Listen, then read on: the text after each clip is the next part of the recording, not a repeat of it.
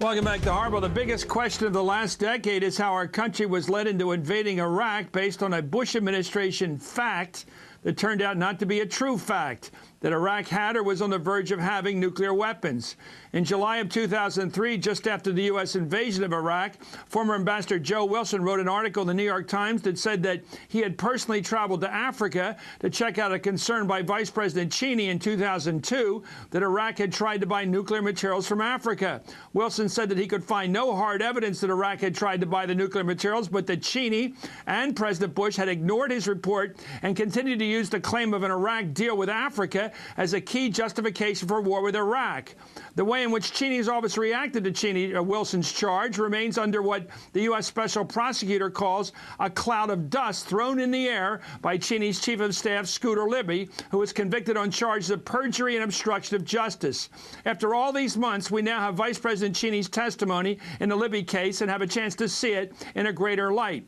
Newsweek investigative reporter and MSNBC contributor Michael Isikoff wrote about Cheney's interview with the FBI in his new blog, Declassified. And David Korn is the Washington bureau chief for Mother Jones Magazine, which also dissected Cheney's interview. Michael, I want you to tell us where you can find cases where what Cheney told the FBI doesn't square with what his chief of staff told the FBI under oath, or rather told the court in public testimony. Well, in terms of contradictions, the most glaring one is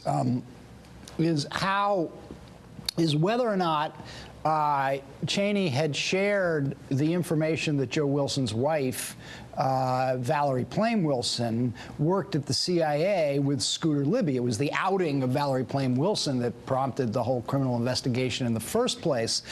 And in the trial of Scooter Libby, one of the key pieces of evidence were Libby's own notes showing that he first learned about Valerie Plame Wilson working at the CIA from Dick Cheney himself after he had a conversation with then CIA Director George Tenet.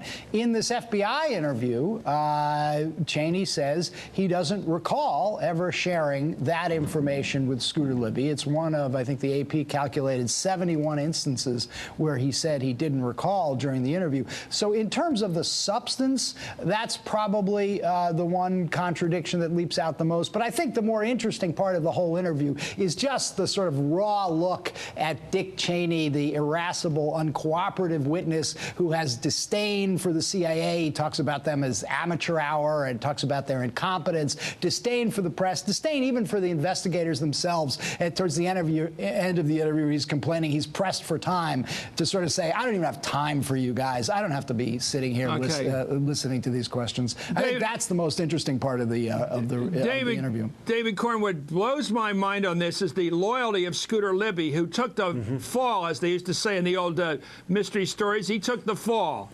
He basically went down on charge of perjury and obstruction of justice for saying that he got the information from somebody in the media, for saying the vice president had nothing to do with this. The vice president said he had nothing to do with this over and over again. In fact, he said, I don't remember.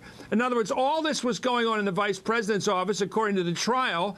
The vice president knew none of it, except to deny he had anything to do with outing Valerie Wilson.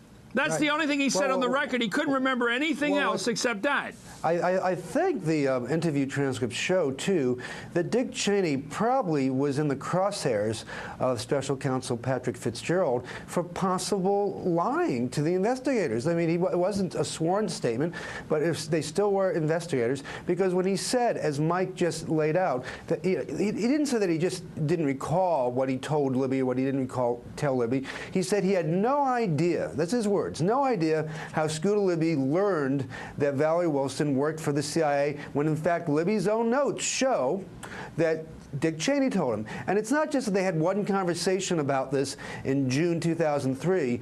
Later, a few months later, in the fall of 2003, once the investigation is up and running, Scooter Libby starts going through his records, probably to see what evidence there is that he has to worry about, and he finds the note that shows that Dick Cheney told him. What does he do? He tells Dick Cheney about this note. So Dick Cheney was reminded by Scooter Libby in the middle of the investigation that you, Mr. Vice President, you told Scooter Libby, your chief of staff, about this key fact. And then several months later, when the FBI and Patrick Fitzgerald are asking Cheney questions about this, Cheney says he has no idea. I mean, this comes really close to perjury in spirit, if not in a legalistic manner. So Dick Cheney may be quite lucky that he's walking amongst the free today. Well, interestingly enough, Michael Isikoff, you've covered this case and written about it in your great book. But by the way, what's the name of your book? You take it, Mike. And there was a co-author there. Okay. Who's on the show tonight. Hubris. Let me ask you about Dick Cheney. The fact that he was, at least on the record, trying to get a pardon in the end for his chief of staff. His chief of staff has lost his legal license. He's basically a felon on 5 counts of perjury and obstruction of justice. He'll never be able to work in a white shoe law firm again. He'll never be what he was before, a wise man at the highest level of foreign policy. And yet they go out and give them awards the other day. Frank, the other day, they're giving them these awards for what? For putting service above self, for basically covering up. For service above self. It's the most outrageous thing. The guy gets a trophy instead of a law license and his good name, and the vice president walks away with a smile and another trophy. This is like the little leagues where even the losers get trophies. You're laughing, but it's not funny if you're Scooter Libby. If it's service before self, I guess the service was to Dick Cheney. Yes, that's what I mean. If you believe that Scooter Libby fell on his sword to protect his boss, the vice president, then that would certainly fit with the theme of that award there, which is self-sacrifice. Because I mean, look, as we just pointed out, if the original information to the White House about Valerie Plame Wilson and her employment at the CIA came from Dick Cheney, then that put him at the very center of the whole investigation, and that was something that Scooter Libby had to deny. He couldn't deny it because it was in his notes. He had to insist implausibly that he forgot it and then only learned it later from Tim Russert, which, of course, the jury did not believe. Not plausible. David Corn, are we going to have to wait for one of these rosebud moments or I believed moments from Bill Casey kind of thing, where somebody in the end of their life finally says what happened here? I don't know. I've never seen a more complete case, or where we just don't get the information that the public would like to know. How did we get into that war in Iraq based on a bogus case that there was an Iranian deal to buy, or an Iraqi deal to buy yellow cake from Niger? And how in the world did the vice president get away with simply being called a cloud of dust instead of having to face the music? Patrick Fitzgerald ended the trial by saying there's a cloud over the vice president because Scooter Libby covered up and did not tell the truth.